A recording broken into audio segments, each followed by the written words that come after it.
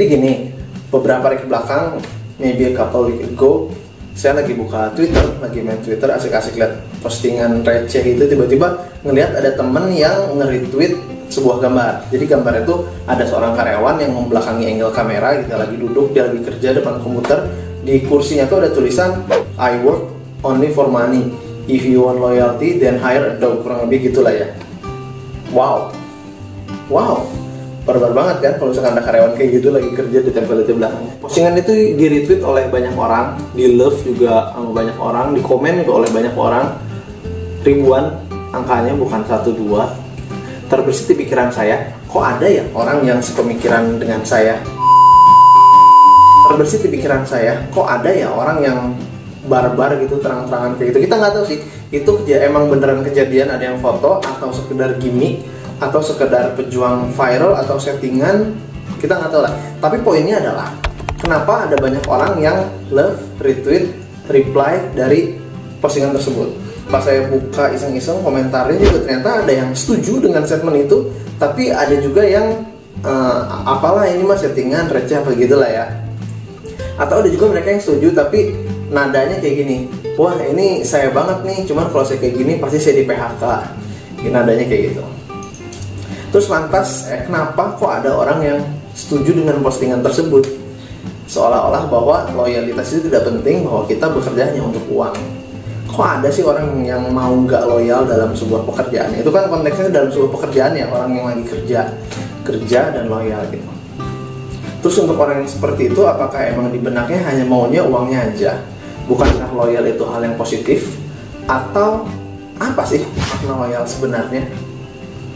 Secara umum loyalitas emang hal yang sangat penting, tidak bisa dibeli dengan uang dan sangat diperlukan dalam sebuah keterikatan, kurang lebih kayak gitu ya. Baik dengan orang atau orang dengan instansi atau dan lainnya. Tapi loyal seperti apa sih? Nah, di sini Abati mau chit-chat bersama teman-teman semua mengenai loyal itu apa sih? Emang sejatinya banyak orang yang mengartikan kata loyalitas itu dengan arti yang serampangan, khususnya di lingkungan kerja. Karena di konteks video ini loyal yang akan dibahas adalah loyal dalam dunia pekerjaan ya. Ada yang mengartikan bahwa loyalitas itu bisa diukur dari seberapa banyak waktu yang dia korbankan dalam sebuah pekerjaan tanpa mengharapkan imbalan apapun dari perusahaan tersebut. Ada kan yang kayak gitu? Ada pastinya. Nah, masalahnya kalau orangnya terpaksa atau nggak ikhlas, atau dia menjalankannya dalam tekanan atasannya, lantas mau kayak gimana? Nah, karena topik ini saya jadi mencari banyak artikel atau referensi mengenai loyalitas. Dan dari salah satu sumber yang saya baca, bahwa data mengatakan dari sekian banyak karyawan yang resign atau mengundurkan diri dari pekerjaannya, alasan terbesarnya itu karena jam waktu kerja mereka yang nggak jelas, atau ada jam loyalitas itu. Dan mereka biasanya berpendapat bahwa jam loyalitas itu bullshit lah, karena mereka nggak punya tujuan pasti dan dasar hukumnya. So, what does it mean? Berarti tidak akan ada sanksi profesi yang dikenakan apabila tidak dijalankan. Tapi adanya sanksi sosial yang kita terima apabila kita mangkir dari jam-jam atau tugas-tugas tersebut. Lalu banyak dari mereka yang mengaku bahwa melakukan jam-jam loyalitas tersebut karena tradisi yang dilakukan oleh para senior-senior mereka di sebuah pekerjaan tersebut gitu. Tapi lucunya senior-senior mereka pun sebetulnya terkekang atau nggak suka dengan budaya ini. Lucu kan? Dari contoh lapangan tersebut langsung kita masuk lebih agak dalam ke dalam topik mengenai apa itu loyalitas. Loyalitas bahasa Inggrisnya loyalty ya. Kalau kita misalkan cari definisinya di beberapa sumber seperti Cambridge dan sebagainya, mungkin mereka punya definisi dari versi bahasa Inggris ya. Tapi kalau kita karena warga 62 nih, kita warga 62, maka cari referensi arti loyalitasnya dari KBBI. Maka dari KBBI itu arti loyalitas adalah kepatuhan atau kesetiaan. Tahu kan setia kayak gimana? Tahu kan patuh kayak gimana? Udah lah, bukan itu sih yang dimaksud, itu mau bercanda doang. Tapi layaknya seseorang jatuh cinta kepada lawan jenis kita. Wede. Cinta sendiri merupakan proses interaksi dari dua belah pihak yang telah membangun rasa saling percaya. Percaya atas adanya kesamaan tujuan, sama halnya interaksi karyawan dan perusahaan. Perusahaan harus percaya bahwa karyawan adalah seseorang yang memiliki integritas dan akan berguna membawa perusahaan mencapai visi tujuannya, visi, misi, dan tujuannya gitu ya. Satu sisi perusahaan harus seperti itu, satu sisi lagi karyawan pun harus percaya bahwa perusahaan bisa menjadikan sebagai dia pribadinya menjadi seseorang yang selalu berkembang dalam banyak hal, baik itu pengetahuan, kemampuan, kepribadian, dan yang pasti finansialnya, keuangannya semakin berkembang gitu ya. Nah, jika sudah terbangun rasa saling percaya tersebut, maka keterikatan akan semakin dalam lagi. Dari sebelumnya hanya sebatas logika akal sehat seperti yang tertuang dalam kontrak kerja, job description, hingga jenjang karir atau compensation benefit dan semacamnya gitu ya, berubah menjadi hal yang lebih melibatkan perasaan dan emosi. Karyawan menjadi mau melakukan sesuatu pekerjaan yang di luar job desk-nya, lembur hingga larut malam, berkorban tanpa memikirkan materi, dan masih banyak lagi. Di sisi lain, perusahaan juga akan masuk ke ranah yang private, yang jelas bukan domain profesionalisme, dari memberi fasilitas pribadi, membantu pinjaman kesehatan mungkin gitu ya untuk yang melahirkan atau yang sebagainya. Mungkin ada tunjangan-tunjangan lain seperti tunjangan menikah, melahirkan.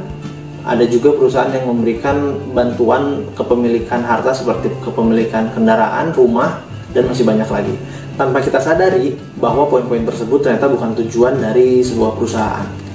So, bukan kerja mati-matian gitu tanpa dibayar karena sales lagi jelek misalkan, loyalitas kayak gitu keliru ya. Balik lagi ke loyalitas seseorang itu harus dibuktikan secara tindakan-tindakan nyata, bukan hanya sekedar omongan saja.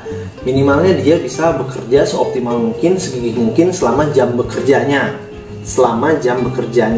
Bukan malah dia menanti-nantikan pekerjaan sehingga tercipta mindset seperti ini. Mau dikerjain sekarang, mau dikerjain nanti juga yang kerjain saya, mending nanti aja lah, kayak gitu. Sepintas kayaknya nggak masalah dengan pemikiran tersebut, tapi ada mindset tambahannya lagi. Tambahannya kayak gimana? Mending dikerjain nanti, toh kalau telat enak dapat uang lembur. Ada yang kayak gitu? Ada. Parahnya lagi, atasannya ngelihat karyawan yang seperti ini dinilai karyawan yang punya loyalitas. Wah, bagus nih si A nih kerjanya sampai lembur, tanggung jawab terhadap pekerjaan. Padahal faktanya apa? Padahal faktanya ketika seseorang tidak bisa mengerjakan pekerjaannya dalam waktu kerja dia, sehingga dia harus overtime atau mungkin bekerja di luar jam kerjanya, itu menunjukkan bahwa dia tidak bisa atau menunjukkan ketidakmampuan dia dalam memanage pekerjaannya. Kurang lebih kayak gitu. Loyalitas nggak dilihat dari sekedar seberapa mampu dia menyelesaikan tugas serta kewajibannya, tapi seberapa cinta dia terhadap pekerjaannya, mengarahkan semua yang dia punya untuk profesinya dan menghasilkan yang terbaik bagi perusahaan. Tapi loyalitas juga ada yang mengartikan bahwa bukan kepada siapa kita bekerja, tapi loyalitas itu terhadap apa yang kita kerjakan, atau loyalitas terhadap profesi, kurang lebih kayak gitu. Seseorang tidak akan merasa cepat bosan jika dia cinta terhadap pekerjaannya, atau sederhananya dia tidak akan melanggar aturan jika dia paham dan cinta terhadap apa yang dia lakukannya. So, buat para pimpinan-pimpinan dalam sebuah pekerjaan, teman-teman harus berhati-hati jika pekerjanya sudah berkurang produktivitas dalam bekerjanya, atau meningkatnya absen, atau meningkatnya tuntutan, atau adanya demo, bahkan sampai mogok kerja. Karena itu bisa jadi salah satu parameter pekerjanya sudah tidak mencintai lagi pekerjaannya. Yang ada, kualitas loyalitas itu bisa menurun dikarenakan beberapa hal. Di antaranya sistem penggajian yang merugikan karyawan, atau tidak tercukupinya kebutuhan spiritual dari karyawan, atau kondisi kerja yang selalu sifatnya tegang padahal halnya sederhana. Ada juga yang menempatkan orang tidak pada posisi yang tepat, itu bakal menurunkan semangat atau loyalitas dalam sebuah pekerjaan. Tidak memberikan kesempatan pada karyawan, tidak membuka ruang diskusi pada karyawan, dan sebagainya. So, berkacalah teman-teman semua para budak kapitalis. Di tempat kerja Anda seperti apa sekarang? Apakah sudah ada keterikatan atau rasa saling percaya antara karyawan dengan perusahaan seperti yang disebutkan tadi? Atau teman-teman juga bisa tanyakan kepada hati kecil teman-teman, apakah teman-teman sudah loyal terhadap perusahaan?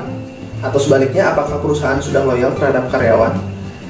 Jika iya, maka bersyukurlah karena tidak banyak orang yang bisa mendapatkan kesempatan untuk bekerja di tempat idaman tersebut. Jika tidak, maka teman-teman juga tidak perlu bersikap reaktif seperti take it or leave it, all or nothing gitu. Misalkan sekarang kan kondisi lagi ada pandemi wabah di seluruh dunia, seluruh sektor dari bisnis kayaknya terserang atau goyang gitu ya. Dari olahraga kita lihat di berita banyak klub-klub yang tidak mendapatkan pemasukan sehingga memotong gaji pemainnya. Ada juga yang diancam bubar, ada juga yang tidak digaji selama sekian pekan dan sebagainya gitu. Dalam sektor bisnis yang sehari-hari, retail juga kita bisa melihat mungkin menurunnya pendapatan. Dalam skala besarnya, skala makronya mungkin perusahaan teman-teman ada yang pendapatan menurun karena tidak punya pasar, tapi operasional harus tetap berjalan, kayak gitu kan ya. Nah, di sini kita bisa lihat sikap karyawan seperti apa dan sikap perusahaan seperti apa. Saya sarankan teman-teman untuk menghadapi hal ini tidak perlu reaktif. Ada bonus kami sayang, tidak ada bonus kami tendang, nggak kayak gitu ya. Atau ada sikap-sikap reaktif lainnya ya. Karena saya rasa dalam hal apapun, apabila kita selalu proaktif dan sabar, maka akan selalu ada solusi yang akan memenangkan kedua belah pihak.